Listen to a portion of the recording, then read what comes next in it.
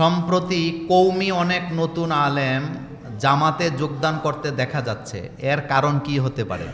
জামাতে ইসলামের যিনি প্রতিষ্ঠাতা, বানিয়ে জামাত যিনি, মাওলানা সৈয়দ আবুল আলা মওদুদী রহমতুল্লাহ রাহিমাহুল্লাহ, তিনার সাথে দেওবন্দের অনেক আলেমরা কাজ করছে। খতমে নবুয়ত আন্দোলন এই মাওলানা মওদুদী আর কি বলে দেওবন্দের আলেমরা একসাথে করছে।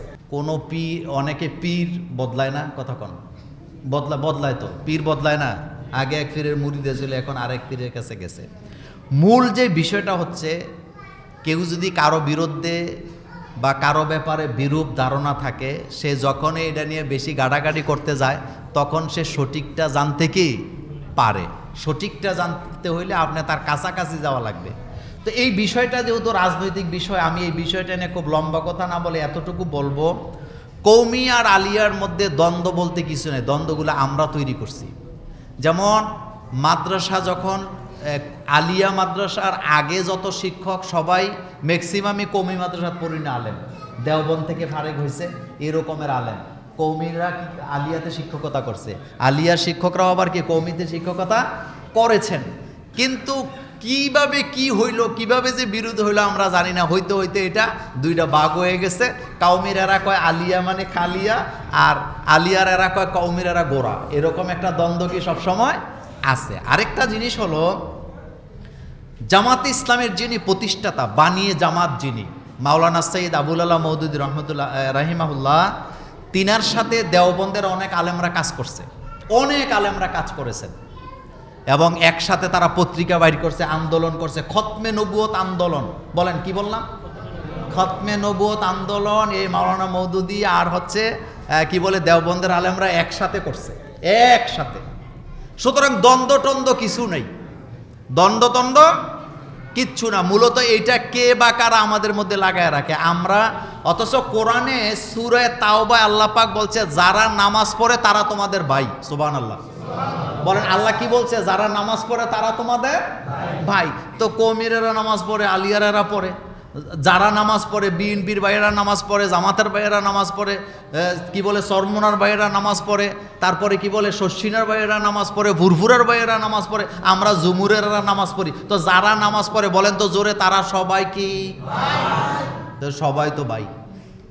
গুতাগুতি করেন কীর্তেন, গুতাগুতি বাদ। যেখানে গুতাগুতি আছে আমরা সেখানে নাই। ওয়াতাসিমু বিহাবলিল্লাহি জামিআ। জুমুরের মসজিদে যত মুসল্লি আছেন চিৎকার দিয়ে বলবেন, নবীরা যে মাসুম, এতে কোনো সন্দেহ আছেনি? সকল নবীরা মাসুম, এটাই ইসমাতুল আম্বিয়া। সকল নবীরা মাসুম, কোন নবী ভুল করতে পারেন না।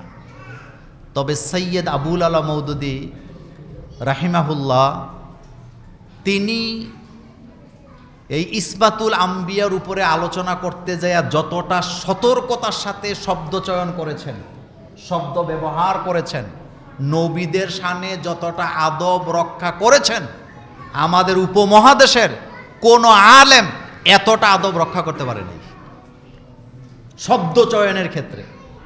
নবীদের বেলা তিনি খুব সতর্ক ছিলেন। আহলুল সুন্নাত ওয়াল জামাতের আকীদা হচ্ছে, নবীরা মাসুম। নবীরা যদি কখনো কখনো এদিক সেদিক হতে যাইতেন, সাথে সাথে তাদেরকে কন্ট্রোল করতেন কে? বলেন কে কন্ট্রোল করতেন? আল্লাহ। নবীরা মাসুম, নবীদেরকে সরাসরি আল্লাহ কন্ট্রোল করে। আমি আপনি মাসুম না, কারণ আমাদের ভুল হওয়া কি সম্ভাবনা, কারণ আমাদেরকে আল্লাহ এভাবে নবীদের মতো আমাদেরকে কন্ট্রোল করে রাখেন। শব্দ চয়নে সৈয়দ আবুল আলা মওদুদী রহমতুল্লাহ আলাই ছিলেন একেবারেই ঠান্ডা মাথা। এটা বিশাল আলোচনার বিষয়, এটা মসজিদে আলোচনা করে শেষ করা যাবে না। তবে যারা তার বিরোধিতা করে তাদের উচিত তারা নিজেরা তার কিতাবগুলি পড়া। এজন্য অনেক কওমি আলেমরা এখন দলে দলে আপনার ওই দলে যাচ্ছে, তারা পড়তেছে, আসতেছে। সুতরাং এটা নিয়ে আমরা বাড়াবাড়ি করব না, আমরা এগুলা নিয়ে যেন বাড়াবাড়ি না করি। নবীদের সাথে বেয়াদবি করা যায় না, বলেন যায়?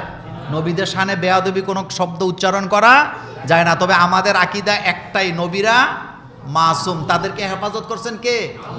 সব দিক থেকে আল্লাহ তাদেরকে হেফাজত, সব দিক থেকে আল্লাহ তাদেরকে হেফাজত করেছেন। নবুয়তের দায়িত্বের ব্যাপারে, সাংসারিক জীবনে, সামাজিক জীবনে আল্লাহ তাদেরকে সকল ক্ষেত্রে হেফাজত করেছেন। এজন্য এটা নিয়ে বাড়াবাড়ি করা যাবে না।